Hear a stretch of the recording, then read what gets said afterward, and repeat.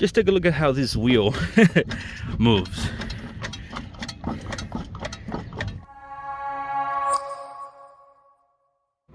I just bought this 2004 Infiniti G35 Coupe, and it only has 120,000 miles, and it is a 6-speed manual G35. Has the Brembo calipers.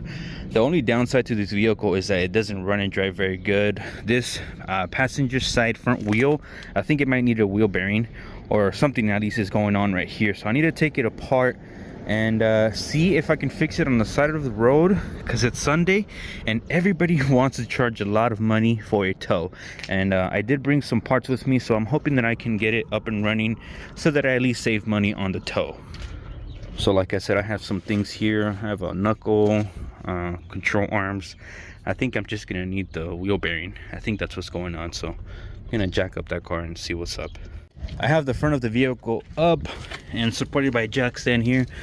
Just take a look at how this wheel moves. So yeah, I think we got a bad wheel bearing.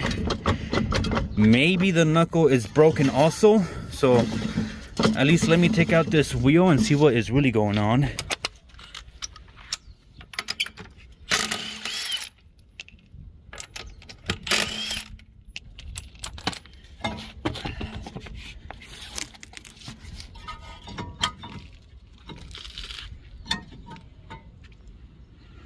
So from what I can tell, it looks like it's just the wheel bearing. So I think we're in luck. I'm gonna take the caliper off, take the rotor, pop out that wheel bearing, put a new one in, put some air in the tires, and we'll be on our way.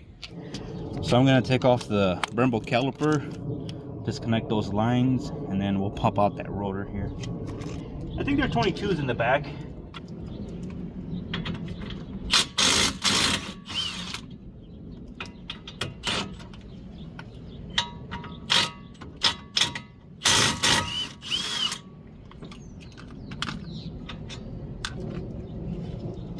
Connect the 12.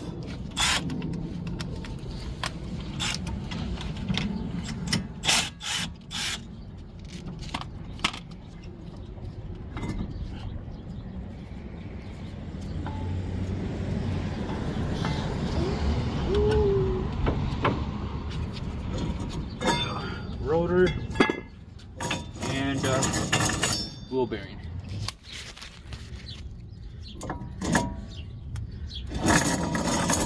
Probably the worst wheel bearing I've seen, at least in the front here. I've seen worse in the back.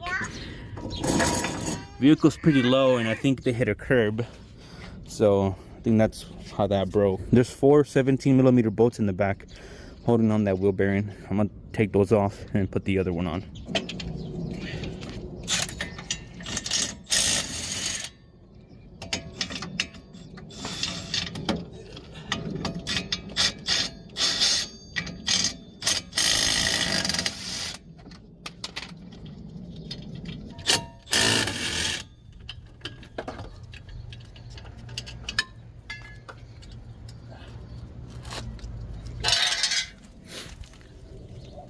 As you can see, I was able to get the wheel bearing out.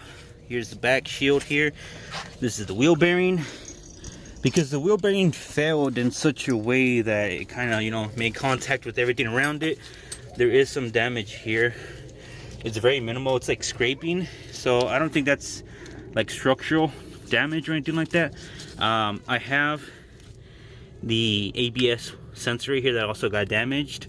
So I am going to be replacing that. I have it at home. So what I'm going to do is just get the other wheel bearing, put that on, and at least get the vehicle up and running, and then we'll source all the other parts that we need when we get it back home. Again, the scrapes on the knuckle here shouldn't be an issue.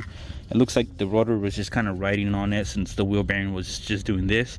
This is the wheel bearing that I'm going to be installing. It's a used OEM wheel bearing in good shape. This is the new shield that I'll put on since I have it, and it'll look like that. I'm gonna go ahead and put this guy back together so that we can head out on the road.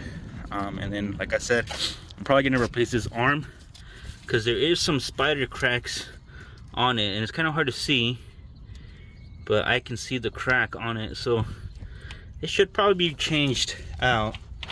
so that it doesn't fail. I just finished putting the wheel bearing back on. Everything worked out pretty good here. I'm just putting some air in the tires and then I'm gonna be on my way. If you guys would like to see more on this vehicle, definitely subscribe to the channel. I'll see you guys all very soon. Peace out.